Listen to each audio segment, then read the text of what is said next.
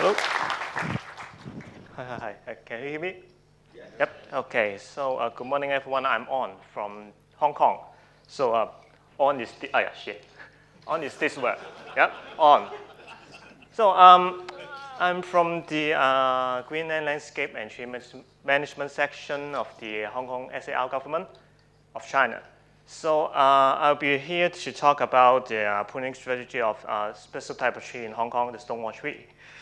So before I talk about the topics, because some of you or most of you may not be familiar with the Hong Kong, so I'll talk about something about my office. My section, the GOTMS, established in 2010. The establishment of this section is to champion a new and strategic policy on greening landscape and tree management with a view to achieve sustainable development of greenery in Hong Kong. Please, sorry that I'm usually speaking in Cantonese, so I have to look at the script.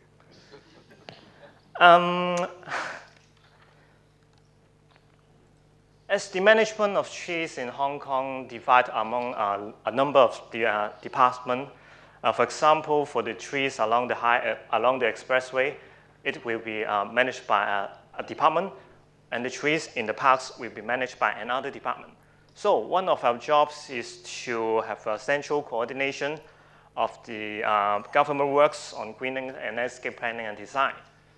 Another work is to promote a quality-oriented approach to have tree management, including one of our major tasks, the tree risk assessment and management. And then we also try to enhance the training and also the public education to the public and also to the stakeholders in the industry in order to improve the professional standard in the industry. So back to today's topic, I will talk about, firstly, how important trees are important in our community in Hong Kong. And then I would talk about what is really a stonewall tree, why are they so special in our community? And then I'll share with you some of our example of pruning works done on stonewall tree. And lastly, some insights on areas that require further study in the future. So this is a map from the NASA at Earth at night in 2016, showing lights that are visible at night on Earth's surface. So in this little circle here, it is the approximate area of Hong Kong. And within this little area, you can see there is a very developed part of the world. Every building and a population of around 8 million are compacted into this area of around 1,100 square kilometers. And not to mention there are around 800,000 registered vehicles running around in the city. So it is a very busy city. Some of you may have been to Hong Kong and know that this is a very compact city. Most of the streets and the road will be used by pedestrians or vehicles nearly 24 hours a day. As the city was built along hilly undeveloped countryside, the community has a very close relationship with the trees in the forest. In addition, for the urban parts of the city, a huge number of trees were planted every year, so that every day in our life, we are living along with the trees. General public appreciate the existence of tree, including the stonewall tree. They have deep engagement in preserving a tree with the community because those trees has been there for a long time, witnessing the development and also the change of the city. Moreover, in a well-developed city like Hong Kong, in which concrete buildings are everywhere, this urban greenery is appreciated in our life. However, as we are living close with this tree, there will be inevitable conflicts with the growth of the trees. And therefore, the government and also the community are trying their best to understand and preserve these resources. To explain why there are stonewall trees in Hong Kong, I have to start from the history of, a little bit about the history of Hong Kong. Because of the topography of Hong Kong, there were many steep slopes with scarce supply of land for our development of the city. Therefore, during the early city development stage from 1850 to 1950s, many natural slopes were cut and artificial retaining wall were built to create terraces that can allow space for development. And therefore, the stone wall starts to appear at that time. Before the common use of concrete and cement, rocks were used to build the retaining wall. The assemblage of the rocks and the bricks are therefore so-called the stone wall or the masonry wall. And types of rocks used in building this wall include volcanic rocks or the granitic rocks. And majority of this stone wall can be found on an island called the Hong Kong Island here, circled by the yellow in here, on this Hong Kong map. Yeah, Hong Kong Island of Hong Kong. So between the rocks on the stone wall, there are some gaps, creating a very special niche for these trees or other plants to grow. Species like Ficus, the Chinese banyan tree, there's very aggressive root system so that they can search and penetrate into this gap and grow downward to seek for rooting space or water source. A survey done in 2015, there were around 500 stone wall with 1,200 stone wall trees on them. And here's the map showing parts of the Hong Kong Island where we can find the stone wall. And among these 1,200 trees, they are mostly dominated by the Chinese banyan. Ficus tree contribute around 80% of the whole stone wall tree population. And why? Because the figs are produced by the ficus tree will be consumed by birds or other vectors, and then the seed will accidentally being put on the wall. In addition, a ficus tree is a very fast-growing tree species, and therefore it can very easily grow on the narrow niche on the stone wall. So as I said, that stone wall trees are mostly ficus trees, and they can grow very huge, even on the stone wall. Here's two examples found in Hong Kong that have very magnificent stone wall. One on the 4th Street and one on the King George V Memorial Park. And therefore, Hong Kong citizens are very living close with this stone wall tree.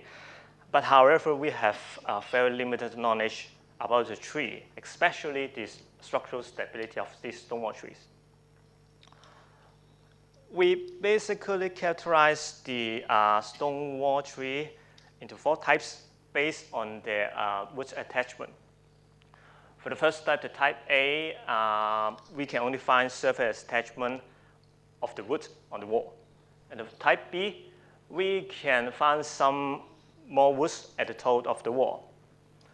For the type C, we can find some roots at the crest of the wall. And the type D, you can find the roots everywhere on the wall. So in general, we think that for the first 2 types, the type A and type B, a root attachment has a less favorable condition because it seems that the attachment is less firm than the other 2. However, there are some restrictions in determining the root attachment for this stone wall because most of our grounds in Hong Kong are paved by either cement or bricks. And therefore, it is difficult to examine how this root spread. And sometimes the gaps between the stone wall will be filled by cement. And therefore, making it even more difficult to determine whether the roots have penetrated into the gaps of the stone wall.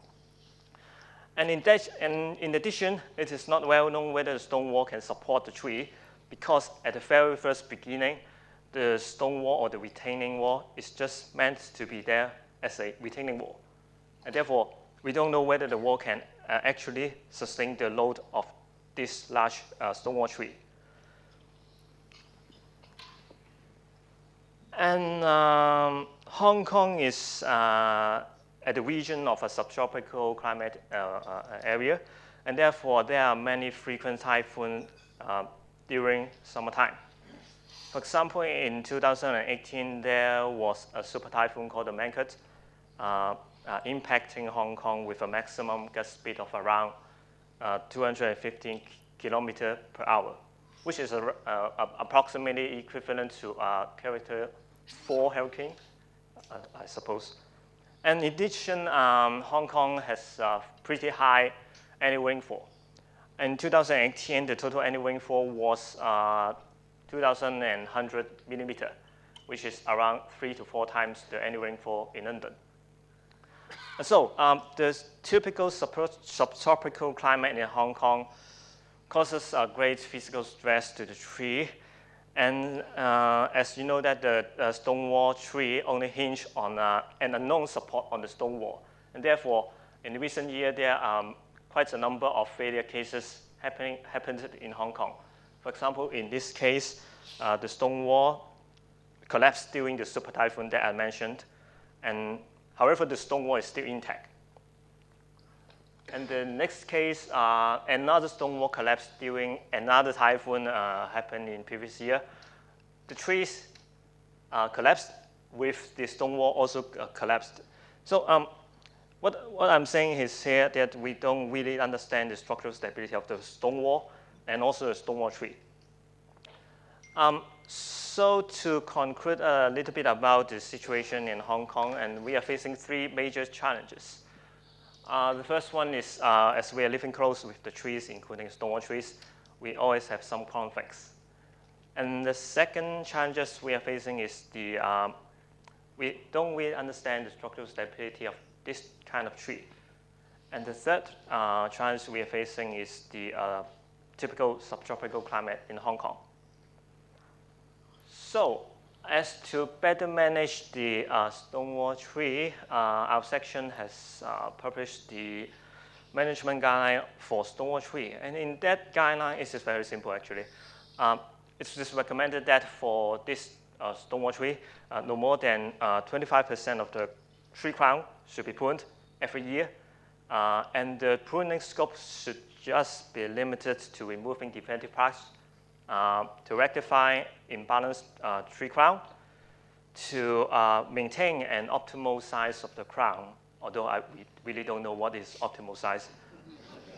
And to provide adequate clearance for the traffic and the utilities. So this is basically what the guideline said. So our pruning strategy for stone wall, and there are 3 major directions. First one is to regularly maintain the crown size.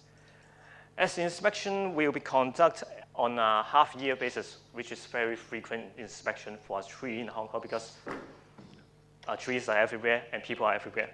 So the trees will be inspected on a half-year basis. We will have a very updated understanding of the tree condition, as far as we know. And the crown size will be managed as a preventive measure to conserve the tree.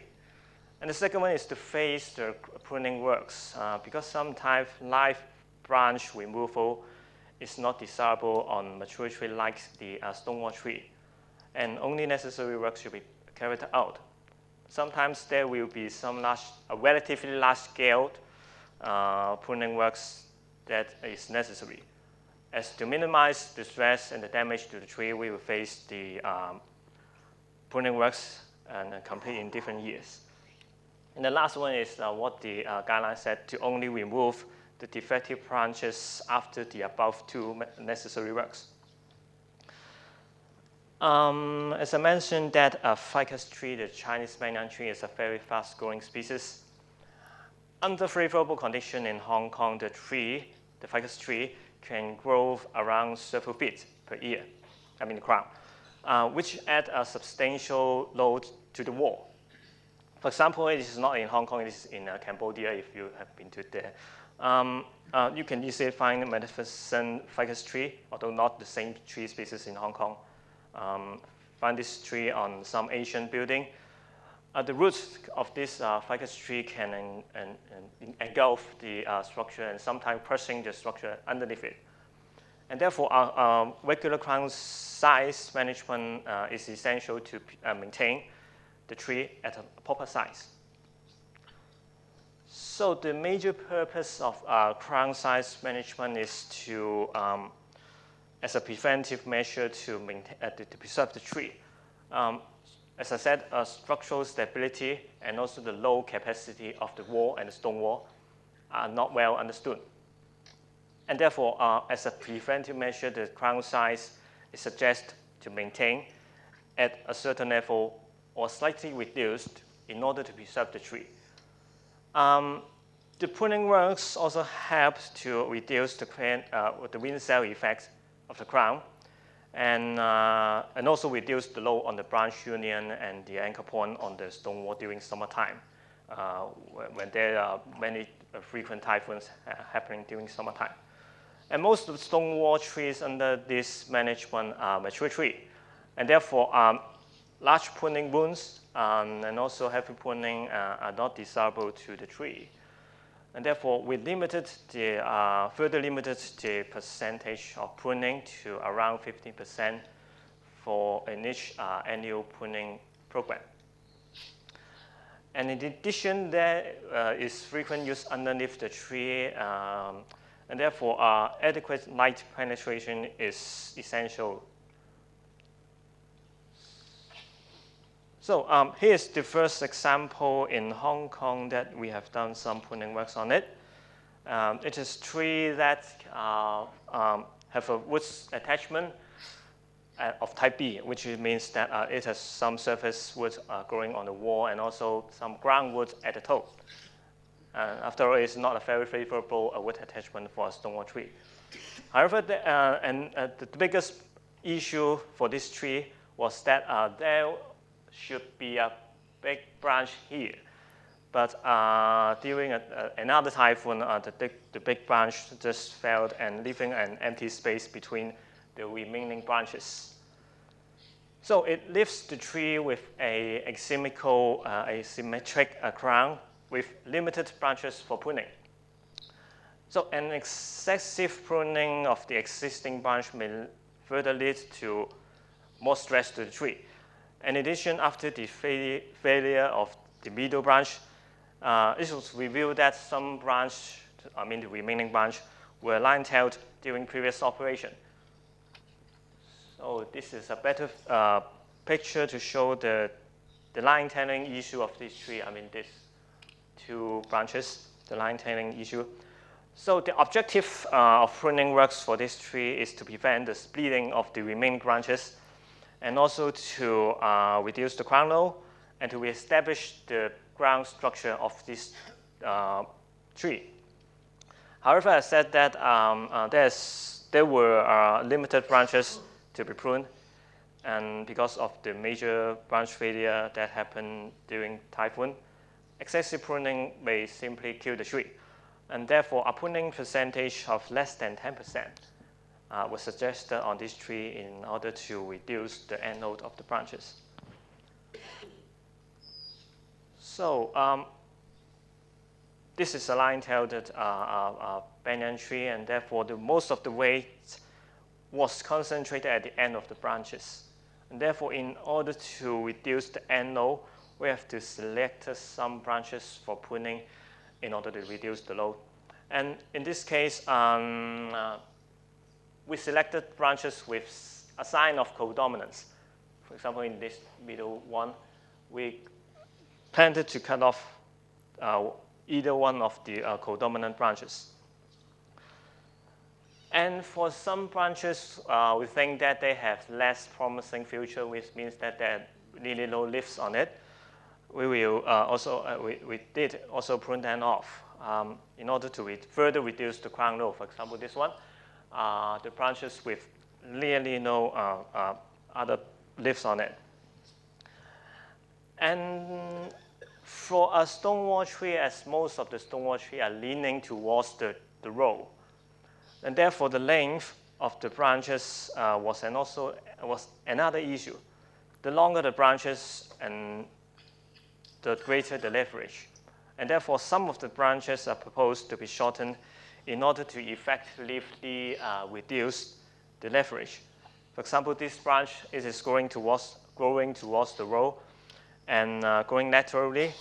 And therefore, in order to more efficiently or more effectively reduce the leverage, we reduce the branch right here in order to protect this branch from splitting at the joint, the branch union. So before and after the tree operation that I mentioned, some selected branches were reduced, thinned, or shortened, making the branch have less potential to have failure in the future. We kept the epicomics, the water sprouts, in between the branches because, as I said, it was a tree that has been through a major branch failure. In order to reconstruct the tree crown structure, we have to keep the water sprout for future development.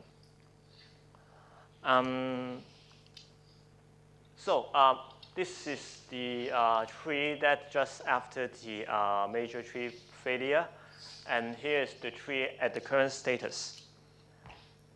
It is still not a very good tree. Yeah, after the tree major branch failure, it is still trying its best to become a proper tree. And as I said, we kept the water sprout for their own development in order to replace the middle missing part of the tree. And we can foresee that the pruning works will have to be continued for years in order to restore structure and the appearance of the tree. And as Vicky said, be patient and let the time do the works. And apart from minimizing the load of each branch by reducing the crown size, Koba's supporting system was also installed in order to interconnect the remaining branches to further secure these branches and allowing the branches to have a certain extent of motion in wind. So this is an example about the crown size management works. And the next one is to face the pruning works. As every living branches are a source of energy production, and every pruning wounds will bring stress to the tree and become a potential entrance for fungal infection or insect infection, especially for subtropical region like Hong Kong. We have many fungal infection. And therefore, we try to minimize the pruning works every year in order to protect tree. And therefore, dividing the pruning works into different phases for different years can minimize the stress that we bring to the tree. Here's an example of a phased pruning works that we did. It is a stonewall tree that attached to the wall with some surface woods and also limited wood on the crest. And also it is a tree that has a very huge crown spread of around 15 to 20 meters, depending which year you are looking at the tree. And it is a very big crown for this tree, living on the edge of the wall. And also the crown is very dense. And therefore the wind cell effects was huge.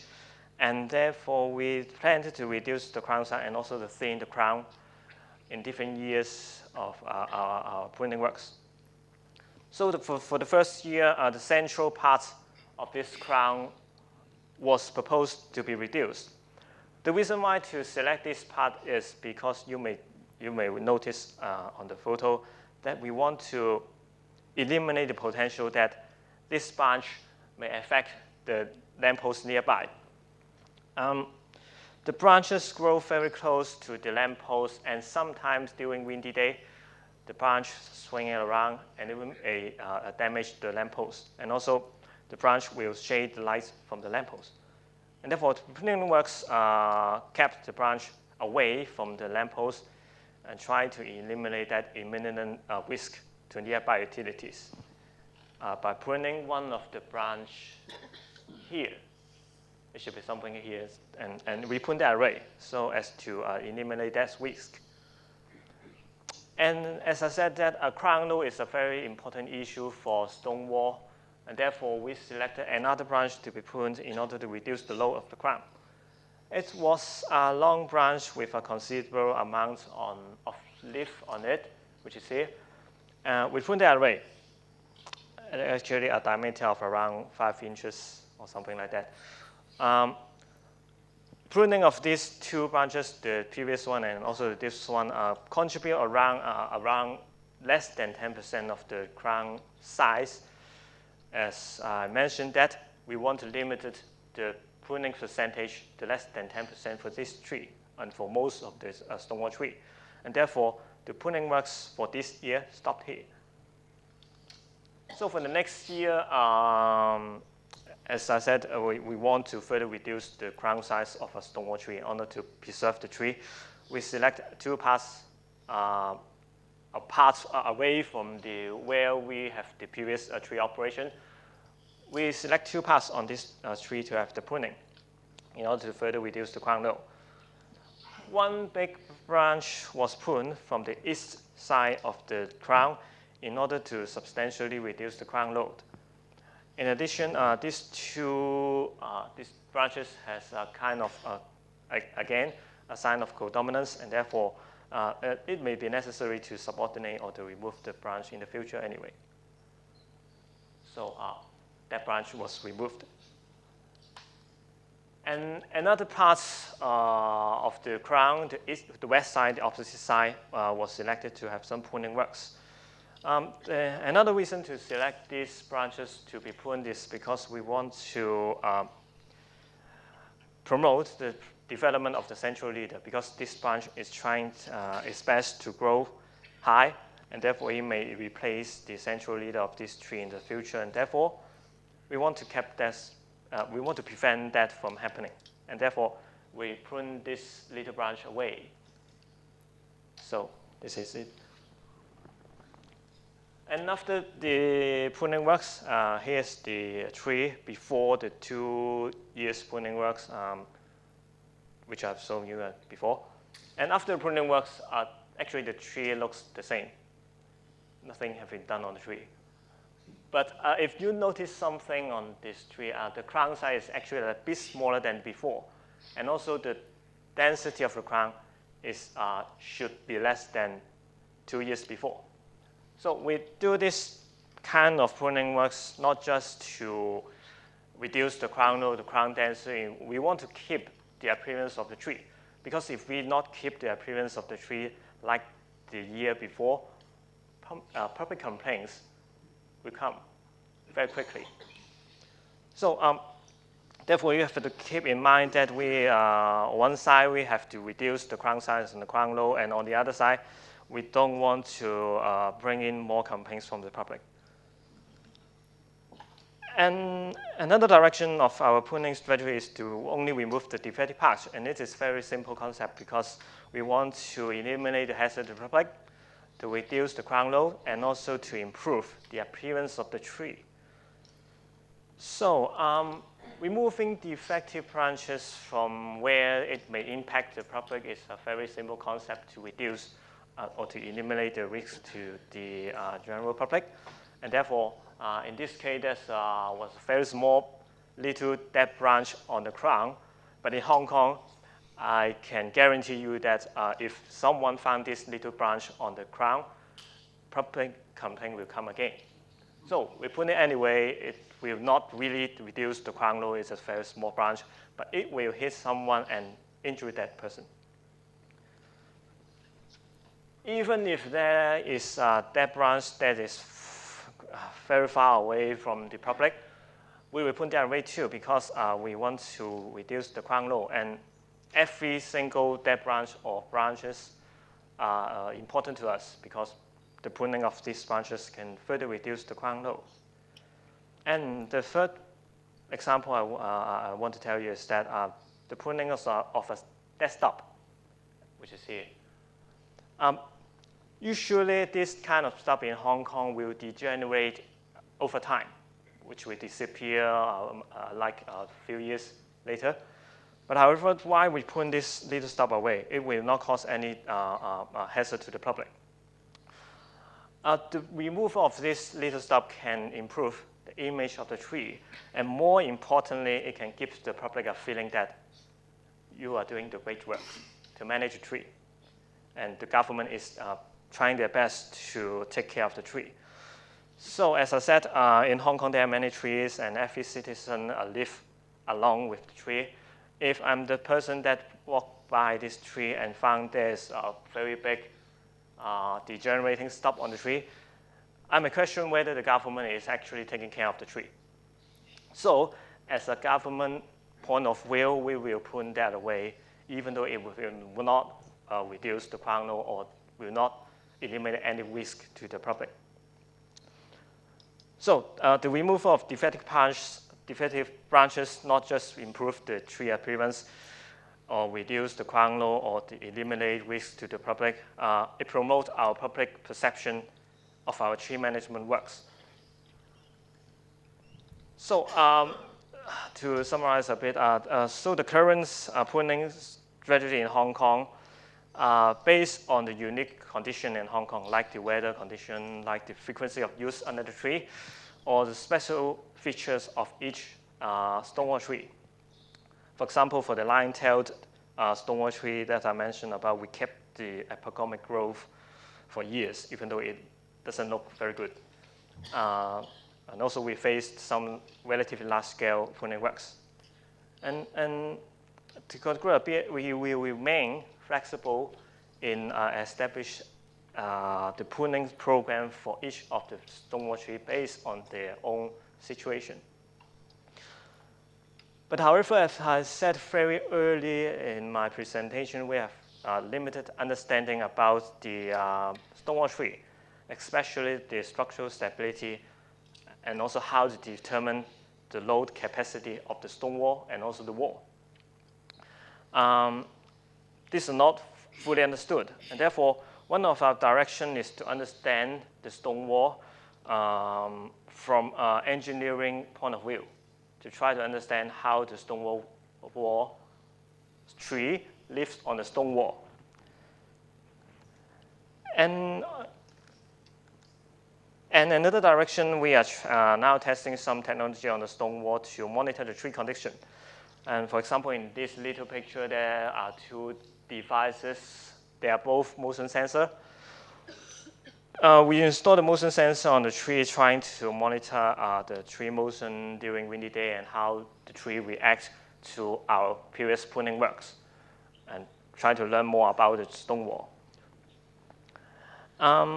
Because if we better understand the stone wall, we can minimize some unnecessary pruning works or excessive pruning works.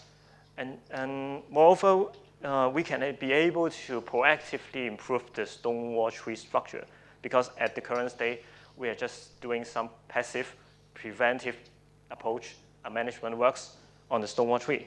So in the future, if we better understand the stone wall tree architecture and structural stability, and how does it respond to the environment, we may be able to have a new approach to manage the tree. So all of you may be able to help the Hong Kong government in managing the stone wall tree.